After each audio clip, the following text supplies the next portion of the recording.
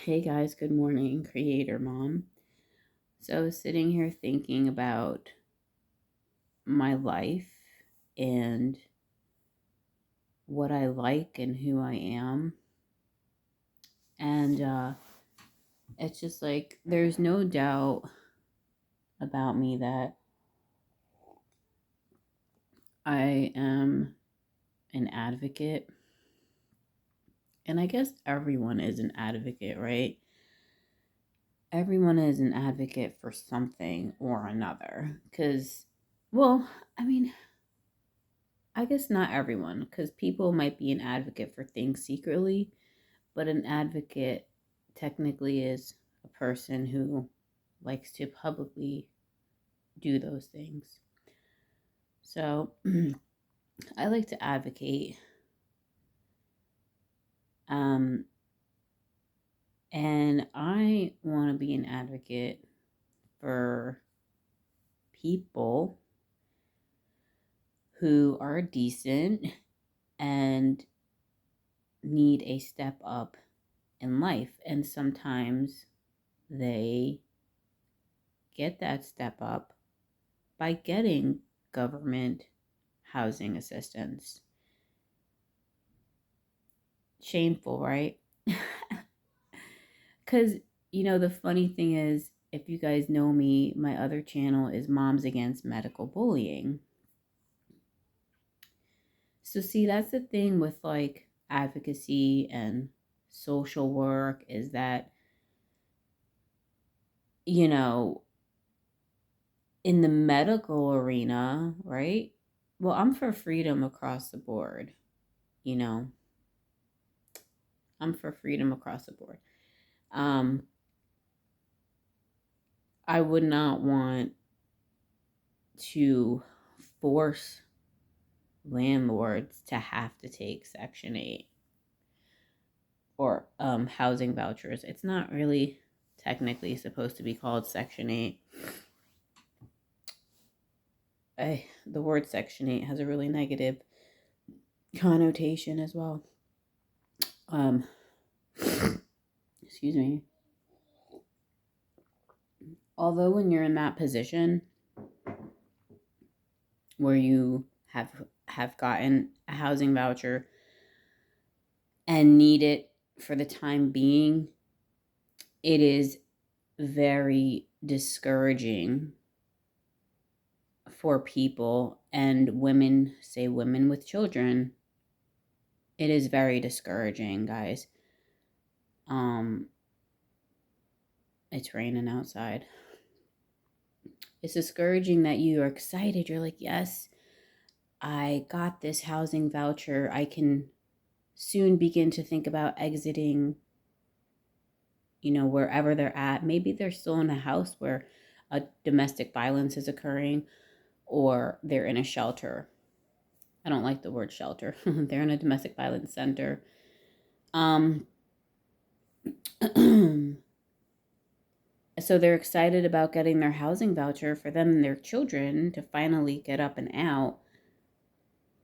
But they're at every, you know, they're rejected at every turn by landlords. Now there are some, far and few between, that will accept housing vouchers, and they try to say, well, we're not set up for that. I'm not. It's hard, right? Because again, I believe in freedom. I believe that people should have, I understand where people may not even want to have the government as a third party, right? It's like, no, it's like marriage, right? It's like, no, no, no, I just want to have my contract between me and the tenant. Um, I don't want a three-way contract, right? Between the government. It's like marriage, me, you, and the government, a threesome, a trio. But in one way, it's like we are,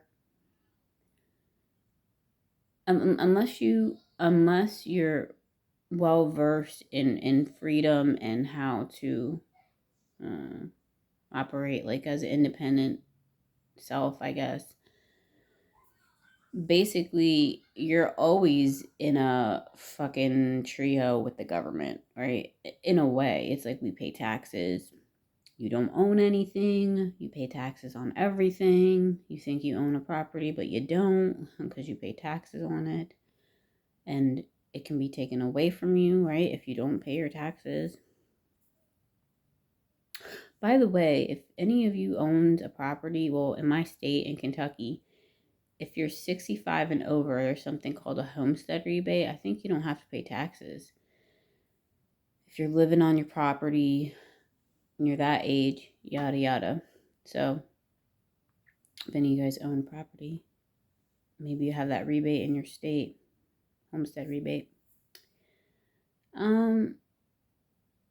So yeah, I would never really want to force landlords because, again, if you quote unquote own property, you should be able to choose who you want to rent your property out to, obviously. And the thing is that and you don't have to be, from what I know, and I may be ignorant, obviously, because I don't know a whole lot about it, but I don't think you have to be set up for anything. You don't have to be a quote unquote Section 8 landlord. And basically, if you're not a slumlord, then you're probably going to be decent enough to have a tenant who has a housing voucher, because their inspections are not like crazy. Like I said, if you're not a slumlord, then probably your unit would pass inspection. Like, your outlets are working, you got fire alarms in each room, your windows are operating, you got your plumbing is working.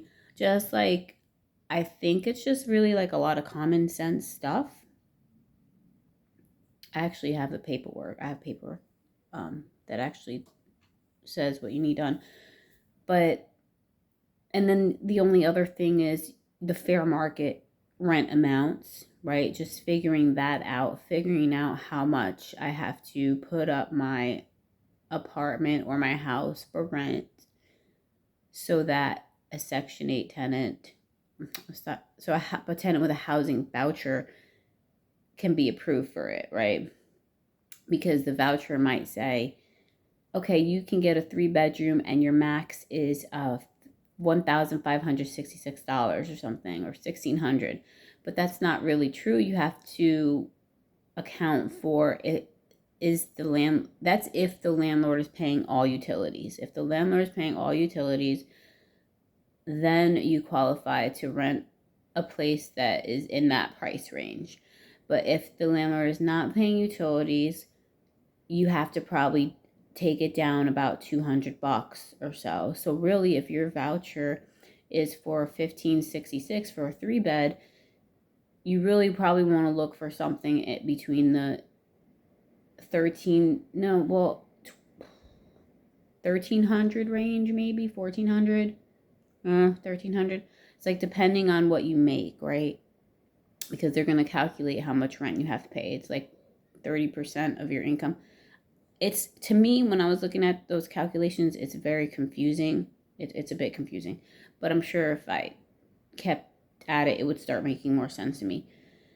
But something like that. And I think a lot of people who have housing vouchers are also confused about like how much. Like, oh, I don't know what price range to look in. But yeah, so that's it. Like if it's plus utilities, then a rent needs to be a little bit lower than the 15 or whatever the fair market. What else did I want to say?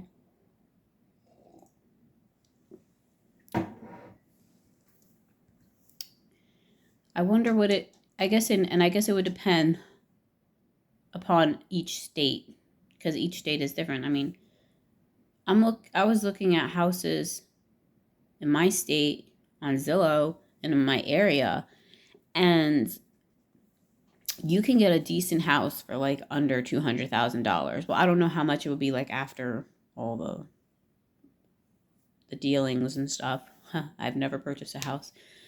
So again, I'm not speaking from much of a knowledge base. But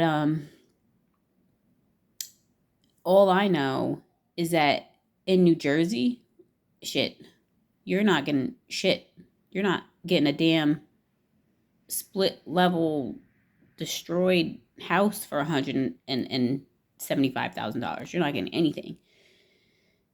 You get a house in a damn messed up neighborhood for fucking $300,000. It's really bad. Probably worse now. That was 15 years ago or whatever. But where I live, you can get a decent house for $200,000, $280,000. Basically, for under $300,000, you can get a beautiful, beautiful house. You can even get a little bit of land. I saw one house. It was like $275,000, something like that. The house wasn't really massive. I think it was a 4-bedroom, but it looked like it was on the smaller side. I think it was a ranch. And it had, I think it was 2 acres or 3 or something. And I was like, wow, this one's a steal. Like from what I've been seeing in the area and on Zillow. Because a lot of what I'm seeing is these gigantic freaking houses in these little housing complexes or whatever, like these, like fancy drive through, all the houses are gigantic, but they have like a freaking backyard this big, or maybe they do have a pretty big backyard, but still, in my opinion, and the houses are like 475,000. It's like, ooh, like I don't want a gigantic house on a small piece of land. I'd rather have a 4-bedroom or like a decent sized home with some acreage, like 2 or 3 acres or something, with some woods. That would be my ideal. That would be beautiful. I would love that. So, and that's what this little house was. It was a steal. It was gone fast. It was gone fast. It went into pending like a few days after I'd seen it. I'm like, oh man, I knew that was gonna go quick. So to me, that's more valuable than a gigantic house in a complex with no land whatsoever. I'm like, I don't get that. But anyway, that would be for somebody else's taste. Maybe somebody else doesn't want woods, you know what I mean? They want a nice big house in a little community. So yeah. That's what I want. That is what I want. That's what I want. So back to housing vouchers. It's really discouraging. And then the whole credit thing too. So you're fighting a few things. You have to have decent credit. Sometimes you got to have recommendations. You got to fight the stigma of the housing vouchers. Now, when I went to one of the counties, nearby county, they call them a briefing. You go to a briefing, and then after you go to your briefing, they give you your housing voucher, which is basically a folder with lots of information in it and a paper that is your voucher that tells you how many bedrooms you can get and what your max rent amount would be. In that folder, they also give you a paper called a request for tenancy, which is what the landlord would fill out once you find the unit that you like. And the paper is so easy. Literally, a 10-year-old could fill it out. It is such an easy paper. It's so dark in here, it's bothering me. It's not sunny out today. This place doesn't have light fixtures. Yeah. Anywho, so what was I going to say? Right, so the request for tenancy is what the landlord would fill out, and the tenant can deliver that paper to the housing authority. And after that, the housing authority will schedule with the landlord and schedule an inspection of the unit, obviously, to make sure you're not a slumlord, essentially, and then set up what they call a HAP contract, HAP. I forget what that stands for. I tried to remember these acronyms. So sets up that contract with the landlord, and then you sign your lease with the landlord, and you're responsible for everything on your lease. You're responsible for your rent. So yeah, I think that I think landlords should be open to renting to people who have housing vouchers. Why not? Like, just the same as you're open to renting to the general public, you vet them, right? You're not going to rent to anyone in the general public. Just because you're renting to the general public, you don't assume, oh, I'm renting to the general public, so everyone is going to be a good person. You can rent to really crappy people in the general public. You can rent to really crappy people who have housing vouchers. You can rent to a decent person in the, public. You can rent to a decent person who has a housing voucher. It's just like, I don't understand the logic. You vet the person. They come, they look at your unit, you assess them, and Bobby from the housing authority goes, he told everybody straight up when you got, he was the only one, I think. They don't play games at these briefings either.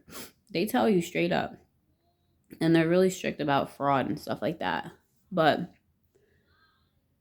Bobby, one of the housing authority workers, was like, look, I'm going to be straight up with you. Obviously, there's a stigma, and most of these landlords ain't going to want to rent to you. But you need to make yourself presentable, right? Like, you have to act like you're going on an interview. It's what people have to realize is that this is not a casual encounter. It's a professional encounter. Make it a job. It's a professional encounter. He was like, don't go in your pajamas and flip-flops, Don't. So he gave everybody really good advice, and he gave everybody the truth. Like, it ain't going to be easy. Anyways. But I understand that and all, but I would like to see there to be more, more openness to it, because everywhere you look on, like on Zillow and it's all these realty or companies owning all these houses, and they're all like, no Section 8 vouchers, no Section 8 vouchers. It's just like, come on. Why not? Why are you saying no right off the bat? Why don't you meet a person first? I mean, it is like discrimination in a type of way. And I'm not like, it's funny, I'm not like a proponent for government, like, oh, you have to do, or it's just like, I'm a proponent for giving people a fair chance, right? Don't just say like no right off the bat. Like, these are individual people and families, or women with children. Meet them, assess them. If you don't get a good vibe, if you don't like what they're putting down, then say no. Then reject them. But damn, don't just be like, it's kind of like when they put like no housing vouchers on their like rental ads. It's kind of like, no disabled people, please. Nope. If you're in a wheelchair, we don't want to have you. Or no. I mean, obviously, like going for a job, the person putting out the job has just going to accept the best person for the job, who they think is the best, But, on your job thing, you're not going to put, hey, we're looking for, person who can do this, and that. And by the way, we don't want anybody who's in a wheelchair. Or by the way, we don't want anybody who's Hispanic. Like, that's like, damn, you can't do that. I don't think they should be able to do that. I don't think they should be able to say no housing vouchers on their ads, because that's just discrimination. That's upright discrimination. If you say you meet the person, then say no. You know what I mean? Then just don't call them. Don't put up front no housing vouchers. It's just like, come on now. And sometimes, if you find a place that is a little bit above like the fair market rate or whatever, or say you have to pay utilities, but the place is close to $1,500. Don't be discouraged by that, because sometimes the housing authority will negotiate with the landlords. and they might come down a couple $100 or so, or however much in their rental amount. So, anyway, the gist of what I'm saying is that I think we should judge people by judging them, like by meeting them, not by something that they have, or something, because you don't know who that person is. That person could just be using that housing voucher just as a quick stepping stone. And then, that's it. They just need some time, a way out. But I know there's probably more to this story and more pros and cons and things that landlords think about. But that's just like my 2 cents about it, Judge the person. Definitely try to judge the person. You can't say, oh, well, they have a housing voucher.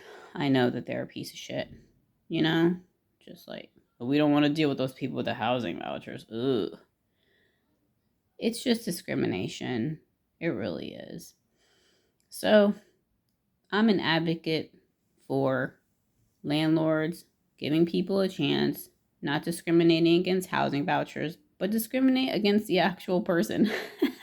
You know what I mean? If a person shows up and they just look disheveled and you're just like, judge by other things, not just the fact of their form of payment.